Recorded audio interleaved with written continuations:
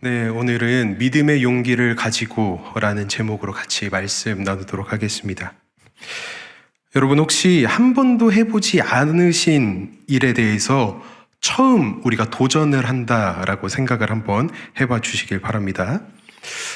어떠실 것 같으신가요? 내가 한 번도 경험해보지 못한 일에 대해서 처음 도전을 해야 된다라는 상황이 주어진다면 우리 성도님들은 쉽게 그 일에 대해서 도전해 보실 수 있으시겠습니까?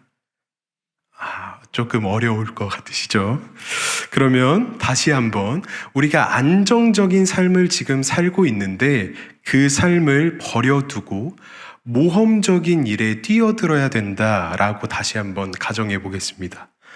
그렇다면 여러분은 이 안정된 삶을 버려두고 불안전한 삶을 살아가실 수 있으시겠습니까? 이것 또한 쉽게 선택하시기 어려우실 겁니다. 우리 주변에 보면 이렇듯 모험적이고 도전적인 일들을 선뜻 잘 하시는 분들도 계시지만 상대적으로 되게 조심스럽고 또 여러 가지 상황들을 다 생각해 본 다음에 일을 하시는 경우가 더 많은 것 같습니다. 우리가 또 이렇게 삶을 살아가다 보면 때로는 그렇게 하고 싶지 않아도 삶의 선택의 기로에서 모험적이고 도전적인 일들을 해야 할 때가 오기도 합니다. 저도 아직 나이가 그렇게 많이 들지는 않았지만 여러 가지 도전적인 일들, 모험적인 일들을 해본 적들이 있습니다. 제가 지금처럼 이렇게 사역을 하기 이전에 도망 다니고 싶은 마음에 무엇을 했는가 하면 카페 창업을 했었습니다. 네, 그래서 카페를 한 1년 반 정도 운영을 하다가 이 마음에 하나님께서 계속해서 이 신학을 하기를 원하시는 마음을 부어주시고 사역을 하는 것이 나에게 더 좋겠다라는 마음의 감동을 계속해서 부어주셔서 그것을 다 청산하고 제가 신대원에 들어가서 학업을 마치고 또 하나님의 은혜 가운데 이렇게 좋은 공동체인 우리 열린베델교회 가운데 와서 사역을 하고 있습니다. 그런데 지금은 제가 이전에 그렇게 사업을 했던 때보다 훨씬 더 행복한 삶을 살고 있다라는 것을 먼저 고백합니다. 네, 이렇듯 우리 성도님들께서도 혹여 하나님께서 보내신 여러분들의 삶의 자리 가운데에 두려움이 몰려오는 때도 있으실 것이고 때로는 용기가 필요한 때가 찾아오기도 하실 것입니다.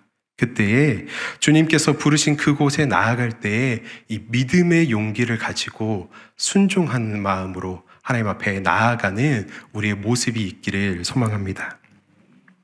오늘 본문의 이 이스라엘 백성들을 보면 제가 앞전에 말씀드린 것과 같이 이렇게 모험적이고 도전적인 상황을 지금 마주하고 있습니다. 무엇인가 하면 바로 제2차 바벨론 포로에서의 귀환을 앞두고 있는 모습입니다. 어제 7장의 말씀을 다시 한번 보면 이 아닥사스다 왕이 에스라에게 조서를 내립니다. 이 이스라엘 백성들이 다시금 예루살렘으로 2차로 돌아갈 수 있게끔 그 뜻이 있는 사람이면 누구든지 예루살렘으로 돌아가도 좋다라고 하는 조서를 에스라에게 내립니다. 그리고 나서 이후에 하나님의 율법이 예루살렘에서 잘 지켜지는지에 대해서 살펴보기 위해 에스라 또한 예루살렘으로 보내게 됩니다. 그뿐 아니라 재정적으로도 부족함이 없도록 지원해주고 하나님께 드릴 예물도 챙겨주고 하나님의 진노가 내릴까 염려하여 하나님의 성전을 위해서 하나님의 말씀에 따라 다 행하라고까지 이 아닥사스다 왕이 조서를 통해서 이스라엘 백성들한테 이야기하고 있습니다. 어떻습니까? 이 아닥사스다 왕이 예루살렘으로 돌아가는 이 이스라엘 백성들을 향하여 아낌없이 물신양면으로 전폭적인 지지를 하고 있는 상황입니다. 여러분, 가야 합니까? 아니면 그대로 있어야 합니까? 이 정도 지원해주면 가는 게 맞습니다. 그런데 당연히 가야 되는 게 맞는데 이렇게 지원을 받고 지지를 받으면서까지 돌아갈 수 있게끔 도와주면 가야 되는 게 맞는데 이 2차 귀환을 가겠다고 하는 사람들에게는 다짐이 필요했던 것입니다. 왜냐하면 지금 이 이스라엘 세대는요, 1차 귀환 때 예루살렘으로 돌아가지 않았던 이스라엘 민족들이 이 페르시아에 남아서 이 뒤에 후손들로 남긴 사람들이 바로 이 세대의 사람들입니다. 그러니까 이들은 이 예루살렘을 한 번도 경험해 보지 못한, 오히려 고향이 어디입니까? 라고 물어보면 페르시아입니다 라고 얘기할 수밖에 없었던 상황에 놓여 있는 사람들이 바로 이 2차 귀환을 앞둔 사람들이었다라는 것입니다. 또한 1차 포로 귀환 이후로 벌써 80년, 약 80년이라는 시간이 흐른 뒤인 상황입니다. 오늘 본문에 나오는 이 2차 귀환을 가는 세대는 어떻게 보면 예루살렘이 본인들의 고국, 본인들의 고향이 아니라 이 페르시아가 본인들의 고향인 셈인 것이죠. 이들에게는 어쩌면 예루살렘으로 가는 이 일들이 이민을 가는 것과 같은 마음이었을 겁니다. 본인들의 삶의 터전인 페르시아를 떠나서 예루살렘으로 간다는 것은 결코 쉬운 선택이 아니었을 것이다 라고 하는 것이죠. 예루살렘으로 가서도 문제인 것이 같은 한민족이지만 80년이라는 세월이 흘렀다라고 우리가 생각을 해본다면 이 2차 귀환을 앞둔 세대가 바라본 그 예루살렘은 정말 아무것도 본인들이 의지할 수 없는 완전 처음부터 시작해야 하는 그런 느낌의 곳이었을 것입니다. 이렇듯 2차 귀환 때에 또 학자들에 따라서 이 몇 명이나 2차 귀환을 갔는지에 대해서 편차가 있긴 하지만 여자와 아이를 모두 포함해서 대략 5,000명, 많게는 9,000명까지 갔을 것이다 라고 추측하고 있습니다. 그런데 그에 비해 1차 귀환 때 몇 명이 갔냐면 49,897명이 예루살렘으로 돌아갑니다. 비교해보면 적게는 5분의 1의 숫자, 많게는 10분의 1까지 차이가 나는 숫자입니다. 그렇지만 이 2차 귀환 이스라엘 백성들은 안정된 삶, 자신들의 편안한 삶, 누가 가고 안 가고를 떠나서 몇 명이나 같이 돌아가느냐 안 가느냐를 떠나서 거기에 시선을 두는 것이 아니라 하나님께 시선을 두고 믿음으로 용기를 내어 예루살렘으로 지금 돌아가려고 하고 있다라고 하는 것입니다. 이 믿음의 용기가 오늘 저와 우리 성도님들의 삶 가운데도 있기를 소망합니다.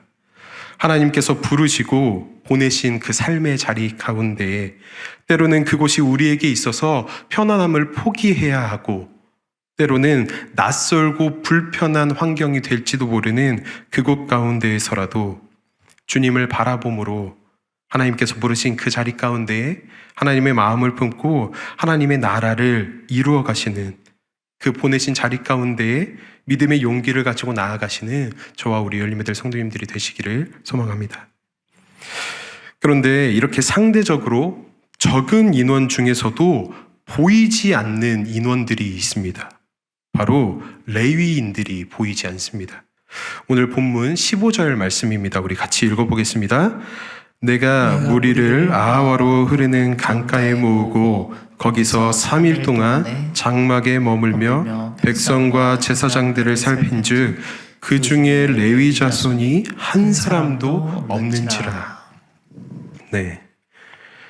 성전을 중심으로 다시금 이 이스라엘 민족들이 일어나려고 하고 있는 이 상황에 성전의 일을 담당할 레위인들이 한 사람도 이 무리에 보이지 않는 것이죠. 그럼 왜 이 2차 귀환 때 이 이스라엘 백성들 중에 레위인들이 지원하지 않았는가, 동참하지 않았는가? 그 이유를 느헤미야 말씀을 통해서 찾아볼 수 있습니다. 느헤미야 13장 10절 말씀입니다. 같이 읽어보겠습니다. 내가 또 알아본즉 레위 사람들이 받을 몫을 주지 아니하였으므로 그 직무를 행하는 레위 사람들과 노래하는 자들이 각각 자기 밭으로 도망하였기로. 네. 왜 가지 않았습니까?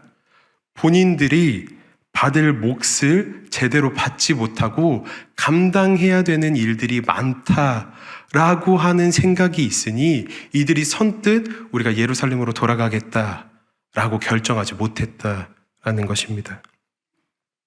예루살렘으로 가서 성전 일을 하는 것보다 지금 본인들이 터를 잡고 있는 이 페르시아에서 편안한 삶을 누리는 것이 더 좋다라고 하고 있는 것이죠. 다른 의미로 생각해 보면 손해보고 싶지 않아 하는 모습입니다. 손해보고 싶지 않아 했기 때문에 본인들의 삶을 손해보고 싶지 않고 본인들의 이 편안함을 손해보고 싶지 않았기 때문에 동참하지 않았다라는 것이죠. 우리도 신앙의 삶을 살아가다 보면 손해보는 것만 같은 마음과 상황들이 찾아올 때가 있습니다. 시간을 손해보는 것 같기도 하고요. 재정에서 손해보는 것 같기도 하고요. 또 때로는 어떠한 관계 속에서 감정적으로 손해보는 것 같기도 합니다. 이런 여러 가지 면에서 우리가 감수해야 하는 어떠한 상황들이 분명히 주어질 때가 있다라는 것이죠. 그렇지만 그런 상황 중에 놓이더라도 우리의 믿음의 삶이 결코 손해보는 삶이 아님을 우리가 기억하며 믿음으로 고백하실 수 있기를 바랍니다. 세상 사람들은 우리의 신앙생활에 있어서 우리의 믿음의 여정에 있어서 굉장히 손해인 것처럼 이야기하고 나리석에 얘기할 때가 있습니다. 여러분들도 많이 들어보신 말씀이실 텐데 어떤 것들이 있는지 제가 생각을 해보면 쉴 수 있는 일요일에 왜 굳이 아침부터 그렇게 가서 예배를 드리냐라고 얘기하시는 분들이 있기도 하고 또 때로는 오늘처럼 우리 매일 이렇게 왜 새벽마다 좀 더 자지 굳이 이 새벽에 일어나서 그렇게 멀리까지 가서 기도하고 예배를 왜 굳이 피곤하게 드리냐라는 말을 들으셨던 분들도 있으실지 모르겠습니다. 그냥 교회를 떠나서 편하게 살지 뭐하러 그렇게 신앙을 붙잡고 사냐라는 말을 들으셨던 적이 있으셨는지도 모르겠습니다. 그렇지만 사랑하는 우리 열린배들 성도 여러분, 결코 우리의 이 삶이 손해보는 삶이 아님을 우리가 확신하시기를 바랍니다. 주일에 시간을 내어 온라인으로 또 본당으로 예배드리는 이 삶이 우리에게 힘이요 감사한 삶인 것을 우리가 기억하실 수 있기를 바랍니다. 매일 새벽마다 눈물로 이 기도의 자리를 지키시고 매일 새벽마다 우리가 가지고 있는 기도 제목을 하나님 앞에 기도할 수 있는 것이 우리의 삶에 있어서 얼마나 큰 축복인지를 우리가 기억했으면 좋겠습니다. 최근에 어떤 영상을 하나 봤는데요. 여러분들도 아시는 프로그램인지 모르겠습니다. 김창옥 쇼라고 하는 프로그램을 봤는데 여기에 이제 강연자인 이 김창옥 씨가 어떤 사람하고 결혼을 하는 것이 좋습니까? 라고 하는 질문에 이런 대답을 합니다. 뭐라고 대답하냐면 내가 대가를 지불하고서라도 이 사람과 함께하고 싶어하는 사람, 그 사람하고 결혼하는 것이 좋습니다. 그 사람하고 결혼하는 것을 추천합니다. 라는 얘기를 하더라고요. 어떻게 여러분 공감이 되십니까? 내가 대가를 지불하고서라도 내가 이 사람과 함께 하기를 원하는 그 사람과 결혼하는 것이 좋습니다. 그런데 이 말을 들으면서 어떤 생각이 들었냐면 하나님께서 우리에게 누구를 보내시면서까지 우리를 사랑하셨습니까? 예수님을 보내시면서까지 사랑하셨습니다. 그 죄 없으신 주님이 우리 대신 죄값을 치러 가시면서까지 하나님께서 우리가 대가를 치러야 되는데 그 대가를 대신 예수님께 지게 하시면서까지 사랑하신 사랑이 하나님의 사랑이십니다. 이렇듯 우리의 삶을 하나님께 내어드리는 것이 결코 손해가 아님을, 아까운 일이 아닌 것임을 우리가 기억해야 한다라는 말씀입니다. 오늘 이 예루살렘 귀환에 동참하지 않은 이 레위 사람들에게 에스라가 다시금 각 지도자들과 명철한 사람들을 보내서 이 레위 사람들을 권면합니다. 이에 하나님의 도우심으로 레위 사람들이 다시금 모이게 되는데요. 우리 조금 길지만 오늘 본문 18절부터 20절까지 한번 읽어보도록 하겠습니다. 우리 하나님의 선한 손에 도우심을 입고 그들이 이스라엘 손자 레위의 아들 말리의 자손 중에서 한 명철한 사람을 데려오고 또 세레비아와 그의 아들들과 형제 18명과 하사랴와 무라리 자손 중 여사야와 그의 형제와 그의 아들들 20명을 데려오고 다윗과 방백들이 레위 사람들을 섬기라고 준 느디님 사람 중 성전 일꾼은 220명이었는데 그들은 모두 지명받은 이들이었더라. 아멘. 20절에 나오는 이 느디님 사람은 성전 봉사자들을 이야기합니다. 즉 하나님의 도우심으로 레위인 39명과 이 느디님 사람 성전 봉사자 220명이 다시금 모이게 됩니다. 무엇을 얘기하고 싶은가?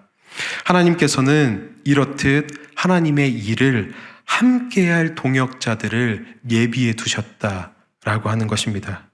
함께 하나님 나라를 위해서 애쓰고 서로를 위해서 중보하며 서로의 사역을 격려해 줄 수 있는 공동체를 허락해 주셨다라고 하는 말씀입니다. 우리 열린 베델 공동체가 이런 공동체가 되어져 가기를 소망합니다.